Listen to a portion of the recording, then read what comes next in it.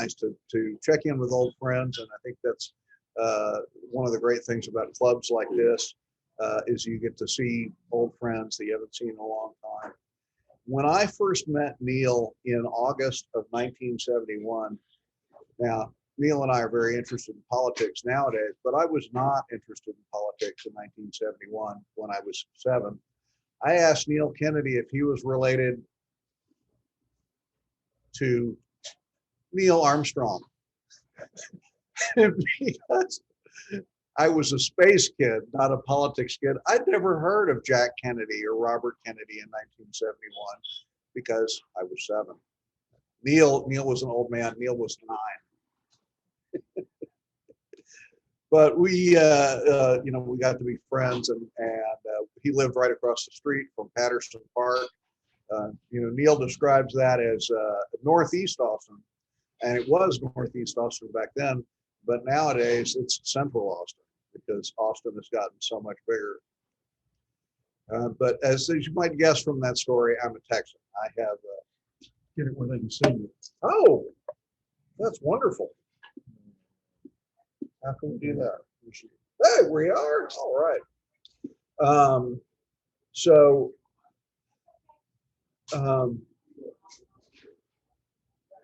We're all Texans here. Some of us have been Texans for much longer than others. Buck here has been a Texan. His family has been for 8 generations, which is really amazing. I wasn't born in Texas, but as the saying goes, I got here as fast as I could.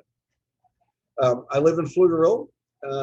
As Neil mentioned, I've just been elected to the Pflugerville City Council last November. We're between a rock and a weird place.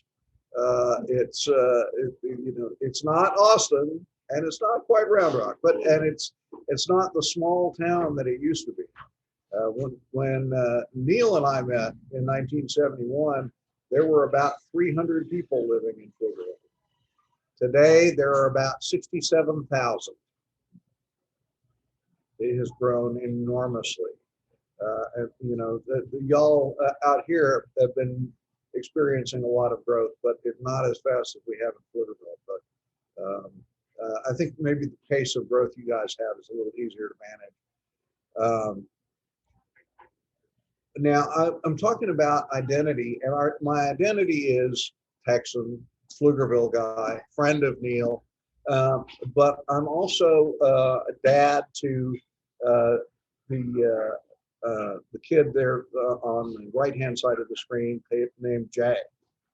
And he's in the firefighting trainee program at Pflugerville. The Emergency Services District does a joint program with the fire department to train kids to be firefighters. And unfortunately, now just 3.5 weeks ago, we lost one of our firefighters, the fellow on the other end of the screen, Nick. But you can see all of those kids have a common identity, right? Nick was born in communist Cuba, but he's part of this team. He came from Cuba at the age of 8, so he remembered being indoctrinated, told that his job as a young man was to report to the government about anybody who said anything bad about the Castros, anybody who said anything bad about communism. So he was being indoctrinated into a team that was all races and all colors and all Cubans. And here you see he's part of a team, all firefighters, Hispanics, white, girls, boys, but they have a common mission and a common identity. Now, we recently had a controversy in the city of Pflugerville about whether or not the Emergency Services District was going to impose a new tax and had to be approved by the city council. Well, I was opposed to the new tax, but not opposed to firefighters. So because we're of course doing virtual meetings just like we're doing here today with the city council, I set up my virtual background. It was me and Nick and the other, and my son and the other firefighters. So I became part of a team. My identity became mixed with theirs visually when anybody was watching the city meetings. Rogers is opposed to increasing taxes for the firefighters and the EMS district, but he's not opposed to firefighters. Visually, we became part of the team. Now, human beings are tribal. We are, to some extent, irrational. And team membership is part of how we decide who we're going to trust. Now, speaking of teams, I'm part of the Burnett County team. I have been to Burnett County more than once. This is not my first rodeo out here. I've had lots of pie here, and I've spent a little quality time over at the courthouse annex. Y'all got any of those bills of attainder lying? That was my first case out here. Was a bill of attainder case involving a local resident and the county commission. And most of y'all will never hear of a bill of attainder in your entire life. And I will tell you, a bill of attainder has been illegal since 1750 in the United States, before there was a United States. But Burnett County Commissioner's Court passed one. And that was my first experience out here. It was a whole lot of fun. Persuasion is about helping you win, helping you succeed in life, right? And we all persuade people. We persuade our wives, we persuade our friends, we persuade our coworkers. Some of us persuade judges, isn't that right, Neil? Sometimes, Neil says. Of course, the world's most famous persuader has a hair just like this dog on the front of this book.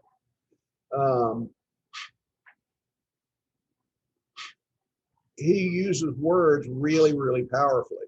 And this book is written by Scott Adams, who is, among other things, the creator of Dilbert. He's also a trained hypnotist and a student of persuasion. And much of the information in the talk I'm giving today comes from reading and absorbing some of the things that Scott Adams says. And I recommend him and his books very highly. Also, some of it comes from Robert Cialdini. Robert Cialdini is an emeritus professor at Arizona State University. He is somebody who has not only done a lot of research on the psychology of persuasion, but has also taken a lot of that research that he's done and other people have done it and put it in an accessible format. And I highly recommend these two books, Persuasion and Influence.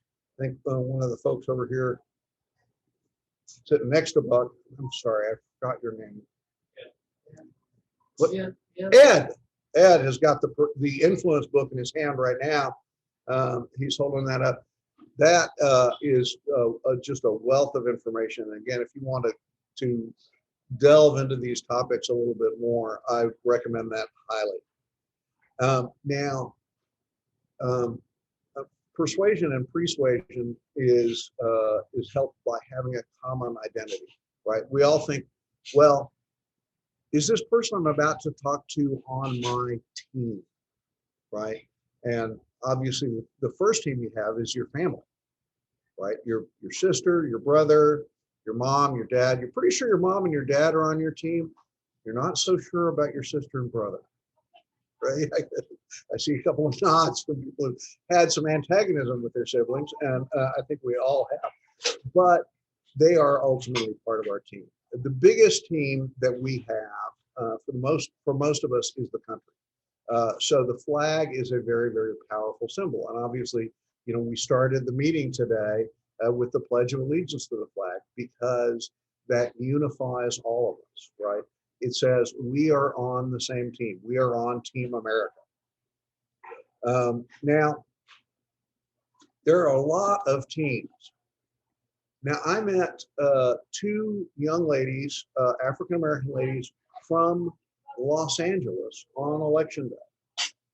As you may know, a lot of politicians go out on election day and they go to a polling place and they shake hands and they kiss babies. Well, these two young ladies, about 25, they were from Los Angeles. And you look at me and you think, well, that's a middle-aged white guy from Texas. What's he got in common with these people? Well, you can make a bond with almost anybody. You can be on the same team. Now, they were from Los Angeles. As it happens, I had lived in Los Angeles, both twice. Once when I was a very small child, and then once again when I was in graduate school. I went to the University of Southern California graduate school, and I lived in South Central Los Angeles. I lived in South Central Los Angeles during the Rodney King riots. Let me tell you, that was a scary place to be at that particular time for, at that time, a little bit younger and not quite so bald, white guy in the middle of the riots where they were pulling white guys out of trucks and beating up senseless. But these two girls from Los Angeles were too young to remember the Rodney King riots. They were 25 last November. They were born 5 years after the riots. So I told them my story about the riots, about how I heard the riots were happening. And I have a couple of versions of the story, and I told them the funny version because, you know, nobody wants to hear a sad story while they're waiting to go up. And at the end of that story, they said, we're going to vote for you because I had a Los Angeles experience that had motivated me to move from Los Angeles to Texas. And they had been motivated for different reasons to move from Los Angeles to Texas. We had that common experience. We were on the same team, the team of former Los Angelinos who moved to Pflugerville, Texas. It's a very small team. Now, we use symbols and team in all kinds of things. This is the Texas flag. And of course, as I said earlier, I'm a Texan. This is a Memorial Day ceremony where the ladies in this local Republican club are memorializing people who they have lost, but they're using the symbol of the Texas flag because they're all on the same team. It's a unifying symbol. Now, some people say that the president went overboard when he was hugging the flag. And I have to say, metaphorically, almost every politician hugs the flag, but I've never seen anybody actually hug the flag as hard as Trump did. But what he was doing was he was saying, using that symbol, that he is on Team America. And he is more on Team America than any other politician because he's willing to actually physically hug the flag. Now, he's not the first politician to embrace the flag. Abraham Lincoln put his face on the flag when he was running for president in 1860. Oops, I lost one.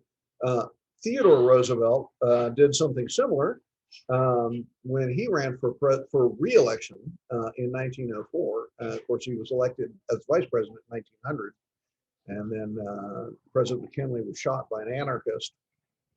Wait, they don't have anarchists in America anymore, do they? But we borrow credibility from symbols, and those symbols help to unite us. Now, there are non-flag symbols that give credibility and evoke feelings. Some, well, I don't know. Buck, are you old enough to remember Winston Churchill? Or was that just in a history class for you? Winston Churchill, are you old enough to remember Winston Churchill? No? I heard Heard about it. No, I remember Nixon. I was out there on Kennedy shop. Okay. Oh, you remember Winston Churchill? You're 90? You gotta be kidding me. Jeez, you look 60. From along. That's why I didn't ask you. I didn't figure you were, I mean, you got more hair than I do. So Churchill used the V for victory sign to inspire the English and also Americans to let them know that we were going to win the war. And he flashed the V for victory sign in the darkest hour. As France was falling, as Belgium was being overrun, Winston Churchill flashed that V for victory to send the message that they were not giving up. Well, obviously, the English were on the winning side in that war. Never.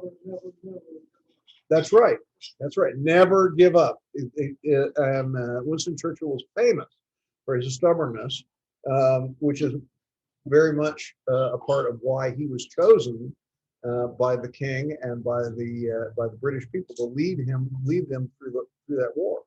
Well, the V sign then got tremendous power as a result of Winston Churchill using it successfully, and then Richard Nixon decided, well, I'm going to use that same symbol. Everybody likes the Churchill. Nixon flashes the same symbol, and he gets some of that credibility, some of that feeling of being on the same team. If you're on Team Churchill, and he uses that V for victory sign, and then Nixon uses that sign, you guys are on the same team. Now, I met a tattooed guy from Leningrad on election day. Now, how am I gonna make a common team, a common identity with a guy from Leningrad? Okay, he's from Leningrad. You're thinking, you might be a communist. I'm a capitalist. I'm from Texas.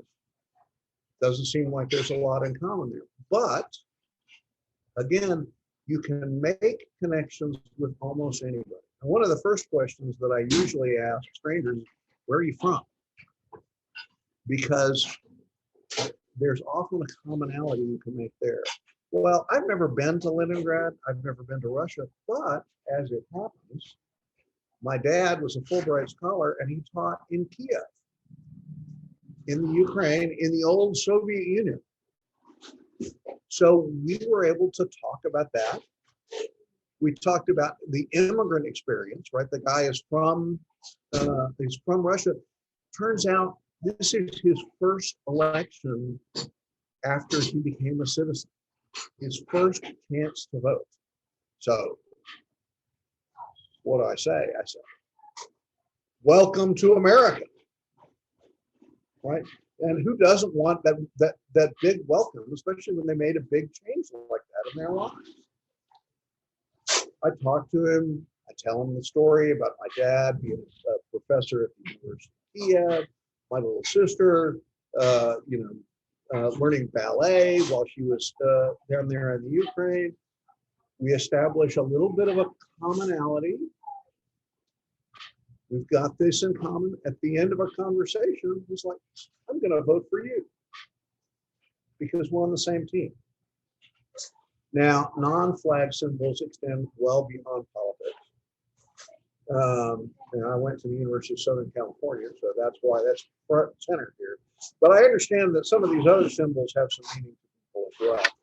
And let me point out that these team symbols, right? There are a lot of people here who are Cowboys fans, Aggies, University of Texas fans.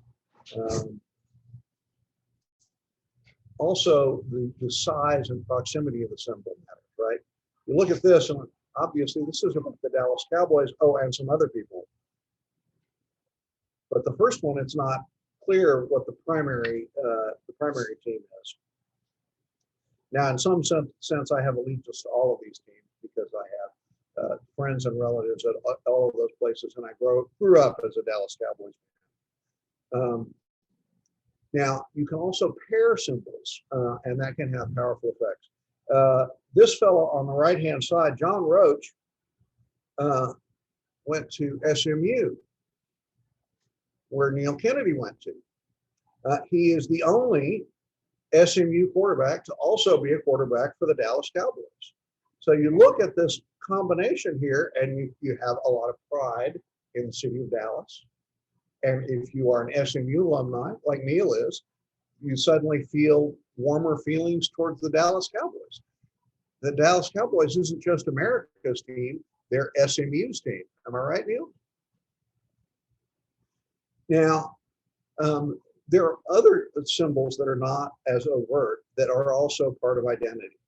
Hats and coats. And this is FDR and Eleanor Roosevelt on Inauguration Day in 1933.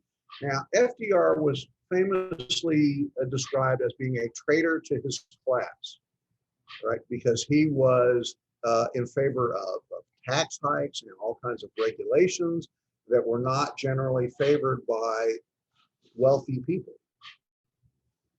So in order to get wealthy people and Republicans on his side, at least a little bit, FDR is wearing the glasses and hat that make him look like the guy from the Monopoly game. Because that visual identity says, well, I'm voting with the Democrats, but I'm really one of you, I'm on your team. Oops. In addition, you can get credibility from other things like radio or television, right? If you are on television or on the radio and you show pictures of yourself with that, or you're in the newspaper, then you get the credibility of whatever that media outlet is.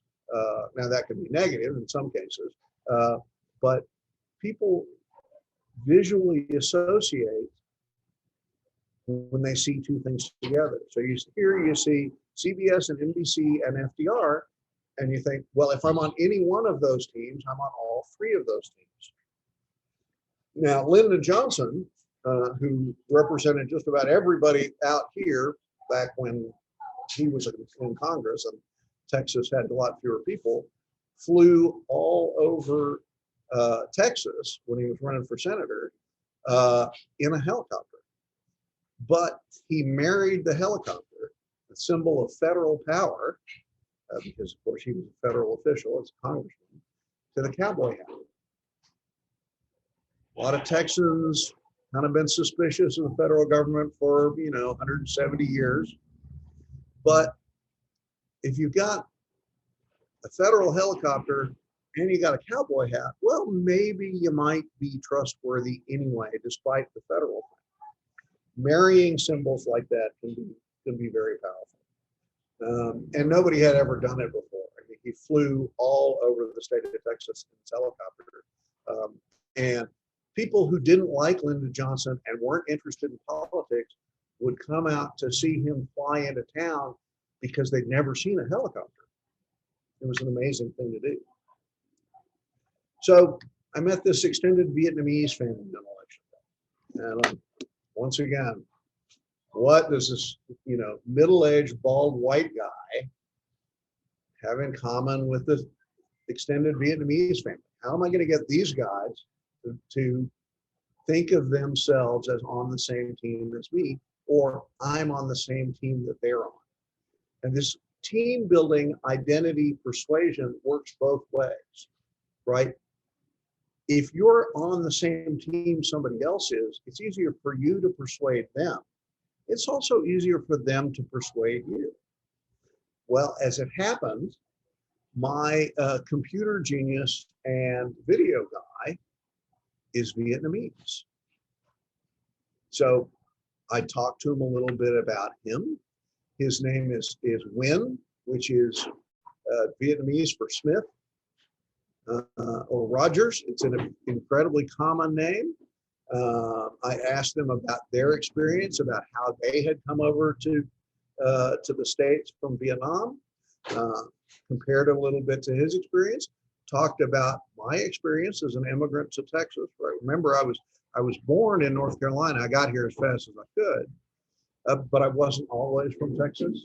So you have to, there's a common experience, right, of being an immigrant, of learning about Texas, of absorbing Texas in your veins. I see we're running low on time, so I'm going to cut that story short. This is a mixed association here, but a very patriotic one. This is an image that defined the man. This is George W. Bush shortly after 9/11, standing at the rubble of the World Trade Center. He was talking, and the folks there said, "We can't hear you." Somebody handed him a bullhorn, and he said, "I can hear you, and soon the entire world and the people who did this will hear from us." And that's what he spent the rest of his presidency doing, making sure that everybody heard that you don't do this to America. Unfortunately, his father was also defined by an image that was a less favorable one. He was at a debate and he looked at his watch instead of looking at the American people. And what that conveyed was, "I don't have time for you." It was a devastating image. Now, this is an image of health and vitality. This is Jack and Robert Kennedy and the boys. Jack Kennedy had been badly injured in the PT 109 accident, and he had a variety of health conditions, but he used imagery, particularly football, to convey an image of youth and vitality. Years later, Ronald Reagan reminded us of JFK. Now, this is a masterful juxtaposition of imagery, flags, wall, gate, and I'm gonna pull a push here and look at my time. I know I'm running close on your time. This shows a wall, a gate, flags. He's right next to Helmut Kohl, the German chancellor. It's an image of unity and freedom, and very stark contrast that really helped to underline the message that he was giving to Gorbachev that day. And many people would say this is the most iconic image of the entire Reagan presidency, and arguably one of the most iconic images of the entire Cold War. An identity message can hurt you, and images can hurt you. Nixon is wearing a suit and black socks and black shoes, walking on the beach alone. That's not really giving a very strong image. Jimmy Carter is alone with his back against the wall during the Iran hostage crisis. Not a strong image. Bill is not alone, but maybe on that particular case, it would have been better for him if he had been. You can mix visual images in a way that backfires, that creates resentment and confusion. So you have to be careful about that.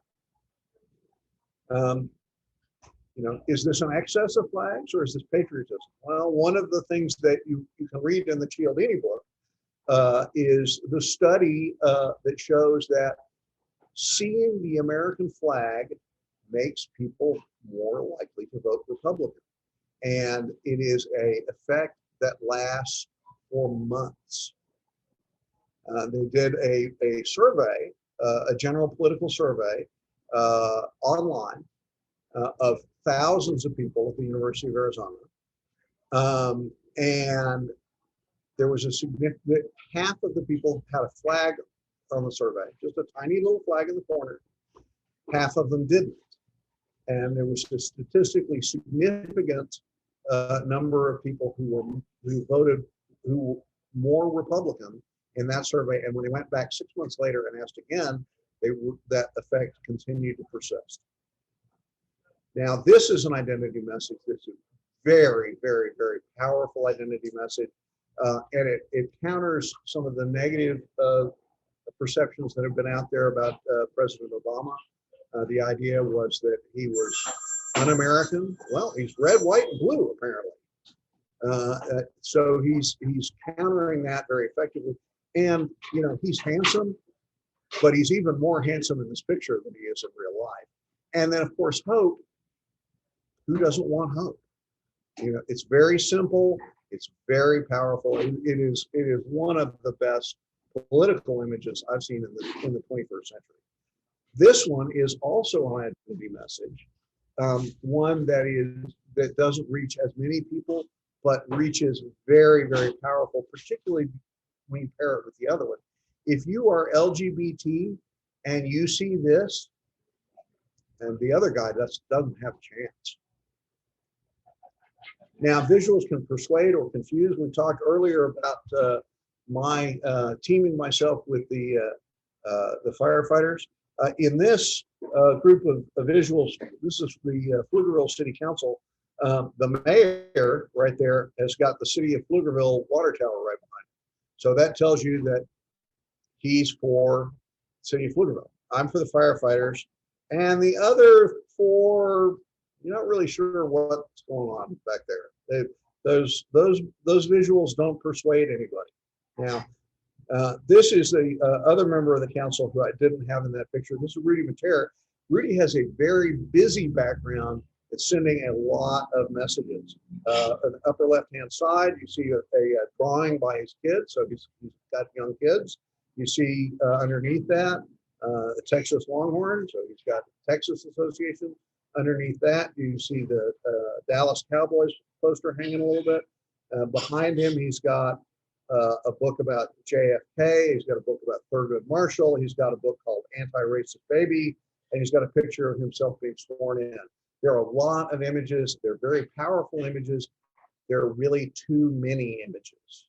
They complement each other, but there's so much going on that it's very difficult to focus on. Now, I talked to Mike Heath a little bit about the image he was projecting in the first upper left-hand corner, and then he changed his images. In subsequent meetings, he's got the meeting in the upper right-hand corner. He's got the Texas flag, the Texas Independence flag, and the American flag, and he's also wearing a suit. That's all business, all patriotism, and then underneath that is an alternate background he has. That is a picture out at Lake Pflugerville of a couple at sunset. That is a much more powerful and stronger and more persuasive image than what he had in the first background. And it's also kind of warm and fuzzy, which, if you know Mike, that's a little bit of a surprise to see him being warm and fuzzy. He's an engineer, not known for being warm and fuzzy, but this visual says, I can be warm and fuzzy, which, is an important part of persuading people. Everybody wants somebody who knows the facts, knows the figures, but they want somebody who cares. And this is something that Mike has done very well and in a subtle visual way.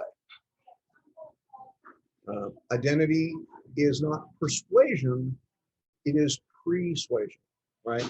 You can, if you're on the same team, it's easier to buy whatever the other person is saying, but that's not the end of the conversation. It's just the beginning of the conversation. But you have to warm people up in order to maximize the likelihood that you can persuade them, right? If you're talking to your wife and you want to go hunting, the first thing you say is not, honey, I bought a new gun and I've got all this ammunition. No. The first thing you say is, honey, I love you. We have such a wonderful family. And, being outdoors is such a good part of our family life. Oh, and by the way, I want to go hunting and take the boys. Okay. That second one, where you talked about the team first, makes the sale of going hunting this weekend a lot easier to sell. So with that, let me just say, God bless Texas with his own hand. And thank you very much for letting me come out. Y'all take care. Thank you. Nice to meet you. My pleasure. Thank you very much, sir. There's a lot of really good information in there. And I personally have found that if you say, honey, let's go hunting, if you include her, she wants to go too. It's helped me out several times. All right. Well, thank you again for coming up here this morning. We appreciate you coming in and presenting to us. All right. Do we have anything else we need to go over? Just again, one more reminder of the ski shoot meeting, and if there's not anything else, we'll go ahead and do the four-way test. Oh, Everybody get the email with the form. yes. Yes. Okay. So the question was, or what Wade mentioned was, he wanted to make sure that everybody got the form for the ski shoot, the sales. So if you did not get one, please let me know, and we'll send out an email just to be sure, and you can reply. We'll make sure you get one. All right. We got the four-way test up, and Gil, would you mind leading us in the four-way test, sir? Things you say or do, is it the truth? Is it fair to all concerned? Will it build goodwill and better friendships? Will it be beneficial to all concerned? Good day, Dane. Thank you.